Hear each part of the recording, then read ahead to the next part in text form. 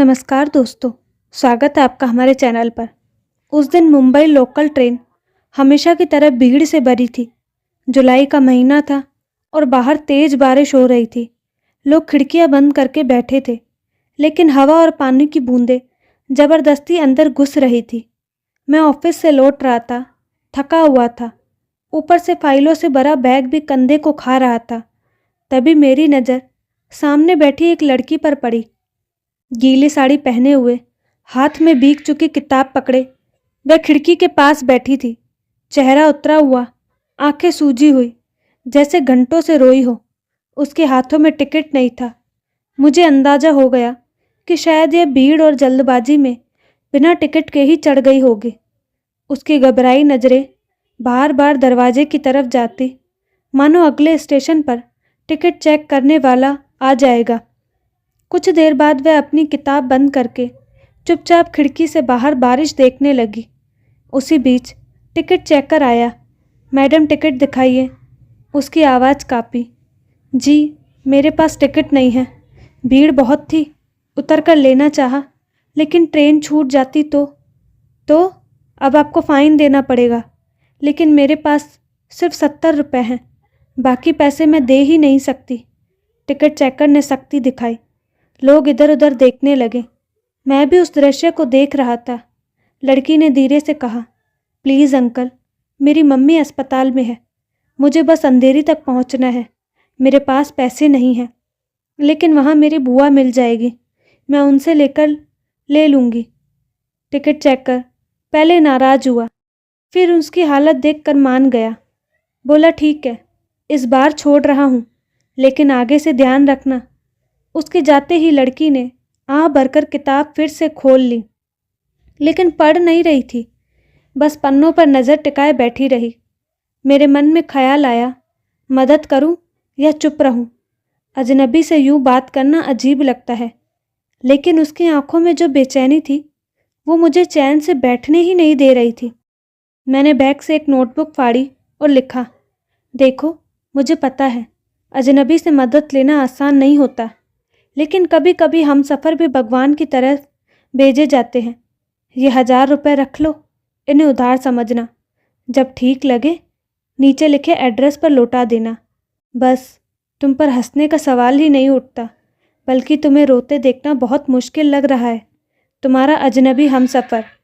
मैंने पन्ना और पैसे एक छोटे से लिफाफे में डालकर बगल में बैठे एक फेरी वाले को दिया और कहा, वहाँ नीली साड़ी वाली बहन जी को ये दे दो, कहना किसी ने भिजवाया है। कुछ देर बाद मैंने देखा, वह लड़की लिफाफा खोलकर हैरान रह गई, चारों तरफ देखने लगी, लेकिन मैंने तुरंत अपना चेहरा किताब के पीछे छिपा लिया। फिर अचानक उसके होठों पर हल्की सी मुस्कान आई। पहली बार उसकी आंखों की उदासी टूटी। उस मुस्कान में ऐसा सुकून था कि जैसे बारिश थम गई हो। थोड़ी देर बाद जब मैं चुपके से उसे देखने लगा तो देखा उसने किताब के पीछे से कुछ लिखा और सीट पर छोड़ दिया। जब ट्रेन अंधेरी पहुंची वह उतर गई। उसके जाते ही मैं तुरंत उस सीट तक पहुंचा। वहाँ एक छोटा सा नोट पड़ा था, धन्यवाद मेरे अजनबी हमसफ़र, आज आपकी मदद से मैं माँ के पास पहुंच सकी। वो आईसीयू में है, शायद आखिरी वक्त चल रहा है, लेकिन आपकी मदद से मैं उन्हें एक बार फिर देख पाऊंगी।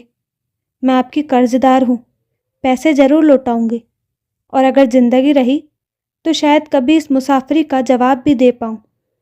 उस नोट पर बारिश की बूंदें गिरी थी, शायद उसके आंसुओं से भीगी हो।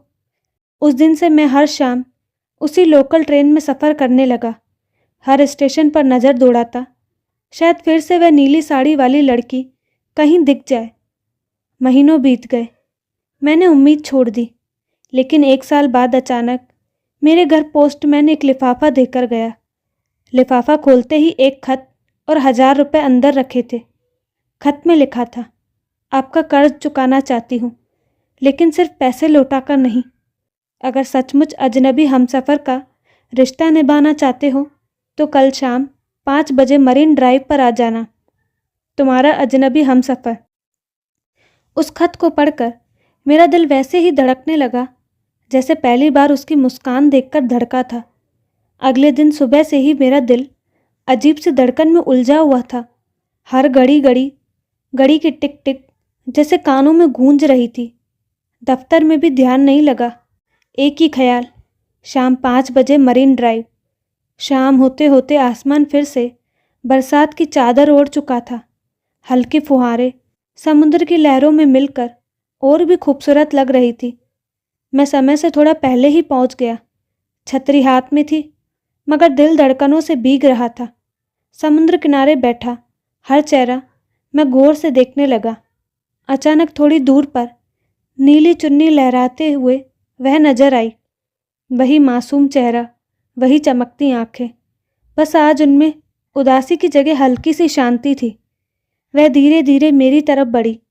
मैं कुछ बोल पाता उससे पहले उसने मुस्कुराकर कहा, तो आप ही हो मेरे अजनबी हमसफ़र। मैं हल्के से हंस पड़ा। हाँ, पर अजनबी शायद अब नहीं रहे। वह कुछ पल चुप रही, फिर धीरे से बोली, उस दिन लोकल ट्रेन में आपने जो किया शायद कोई और नहीं करता। मेरे पास हिम्मत नहीं थी कि किसी से मदद मांगने की, लेकिन आपने बिना मांगे ही सहारा दे दिया। उस वक्त मेरी माँ मुझे छोड़कर चली गई थी। अगर मैं समय पर न पहुँचती तो उन्हें आखिरी बार भी नहीं देख पाती। उसकी आंखें नम हो गई। मैं चुपचाप उसकी तरफ देखता रहा। आपने सिर्फ पैसे नहीं दिए, आपने मुझे मेरी माँ का आखिरी आशीर्वाद दिलवा दिया। ये एहसान जिंदगी भर नहीं भूल सकती।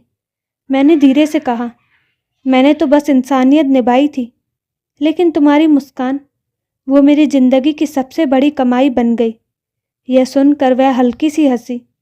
उस हंसी में पहली बार सुकून था, दर्द नहीं। कुछ देर दोनों खामोश लहरों को देखते रहे। बारिश अब थोड़ी तेज हो गई थी।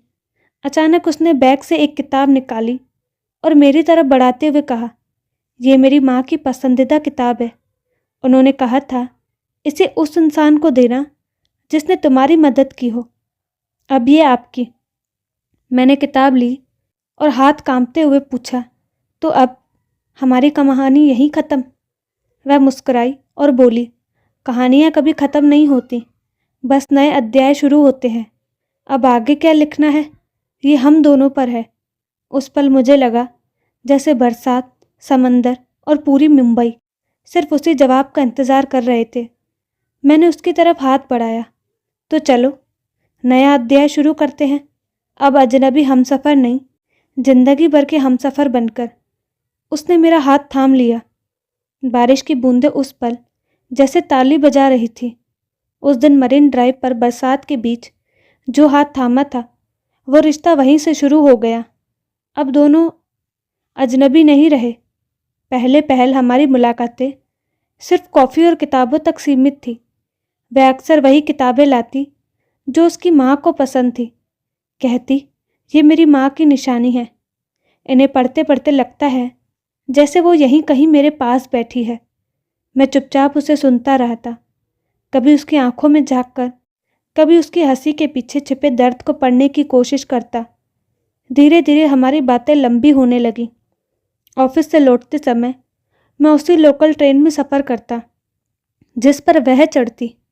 कभी वो खिड़की वाली सीट पकड़ लेती और मैं पास में खड़ा होकर उससे बातें करता। एक दिन उसने अचानक पूछा, तुम्हें डर नहीं लगता? ऐसे ही बिना जाने किसी पर भरोसा कर लेना, अगर मैं बुरी निकलती तो? मैं हंस पड़ा। दिल से निकली मुस्कानें झूठी नहीं होती। तुम्हारी मुस्कान ने पहली बार मेरी आंखों को सच सिखाया था। उसने मेरी तरफ देखा और शायद पहली बार उसके गालों पर हल्की लाली तैर गई। कुछ हफ्तों बाद वह मुझे अपने गांव ले गई।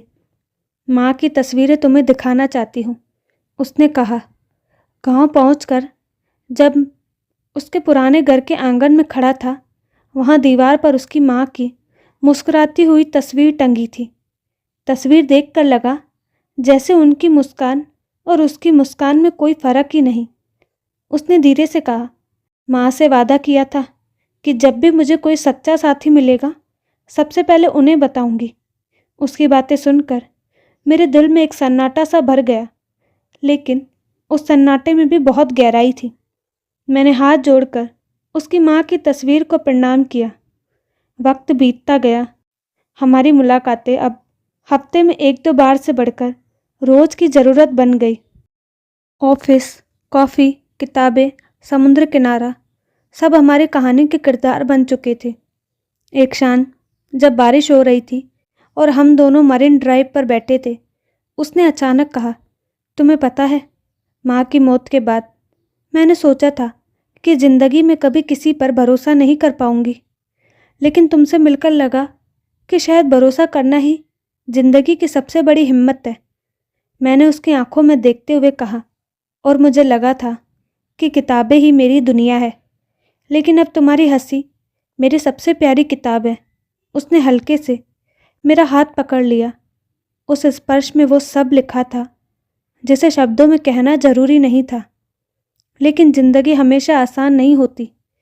कुछ ही महीनों बाद उसके घर वालों ने उसकी शादी की बात छेड़ दी। रिश्तेदारों का दबाव था और उसके पिता की इच्छा कि वह सही घराने में जाए। उसने मुझसे कहा, मैं अब भी वही नीली साड़ी वाली लड़की हूँ जिसे तुमने लोकल में पहली बार देखा था। लेकिन क्या तुम्हें लगता है हम दोनों की दुनिया सचमुच एक हो सकती है? मैंने उसका हाथ कसकर थाम लिया। अगर उस दिन तुम्हें बिना जाने मदद कर सकता था तो आज जानकर कैसे पीछे हट जाऊं? तुम्हारी दुनिया मेरी दुनिया है, बस भरोसा करना। उसकी आंखों से आंसू छलक पड़े, लेकिन उन आंसुओं में इस बार डर नहीं, भरोसा था। उस दिन के बाद हमारी जिंदगी जैसे एक इम्तिहान बन गई। उसके घरवाले लगातार दबाव डाल रहे थे, कहते लड़का अच्छा हो सकता है लेकिन हमारी बिरादरी का नहीं। वह अक्सर मुझे कॉल पर रोते हुए कहती, काश मैं माँ से पूछ पाती, वो होती तो शायद इतना मुश्किल ना होता। मैं उसे समझाता, तुम्हारी माँ ने ही तो मुझे तुम्हारे पास भेजा था। याद है तुमने कहा था कि उनकी पसंदीदा किताब अब मेरी है। इसका मतलब उन्होंने हमें मिलाने का रास्ता पहले ही तय कर दिया था। उसकी खामोश सिसकियाँ धीरे धीरे हिम्मत में बदलने लगे। एक शाम उसके घर में रिश्तेदार जमा हुए। उसके पिता ने साफ कह दिया, बेटी हमें समाज के आगे सिर ऊंचा रखना है। इस लड़के से तुम्हारा कोई रिश्ता नहीं हो सकता। वह पहली बार बिना रोए बोली, पिताजी सिर ऊंचा तभी रहता है जब इंसान सच्चाई के साथ खड़ा होता है। जिस दिन मैं उस लोकल ट्रेन में रो रही थी, सारे लोग देख रहे थे लेकिन किसी ने हाथ नहीं बढ़ाया। सिर्फ एक अजनबी ने मेरी मदद की। वही आज मेरी ज़िंदगी का सच्चा साथी है। अगर आप मुझे उसकी जगह किसी और के साथ भेज देंगे तो शायद मेरी मुस्कान हमेशा के लिए मर जाएगी। कमरे में सन्नाटा छा गया। उसके पिता ने पहली बार अपनी बेटी की आंखों में एक ऐसा दृढ़ विश्वास देखा। कुछ देर बाद उन्होंने गहरी सांस लेकर कहा, अगर तुम्हें लगता है कि यही सही है तो मेरी दुआएं तुम्हारे साथ हैं। कुछ महीनों बाद बरसात के ही मौसम में हमारी शादी हुई। बारिश की बूंदें मानो हमारी बारात में शामिल थी। दोस्तों ने मजाक किया, तुम्हारी कहानी तो किसी फिल्म जैसी है। मैं मुस्कुरा कर सोच रहा था, नहीं यह फिल्म नहीं, यह उस एक नीली साड़ी वाली लड़की की मुस्कान से शुरू हुई हकीकत है। शादी के बाद पहली रात उसने वही किताब मेरे हाथों में रखी जो उसकी माँ की पसंदीदा थी। बोली, अब यह किताब हमारी है और इसमें हम अपनी कहानी के नए अध्याय लिखेंगे। मैंने कहा, लेकिन एक बात याद रखना, अब तुम मेरी अजनबी हमसफ़र नहीं हो, अब तुम मेरी ज़िंदगी की हमसफ़र हो। वह मुस्कुराई और उस मुस्कान में बरसात, समंदर और सारी दुनिया की रोशनी समा गई। कहानी का अंत, लेकिन सफ़र का नहीं, क्योंकि कुछ हमसफ़र अजनबी बनकर मिलते हैं और हमेशा के लिए अपना बन जाते हैं।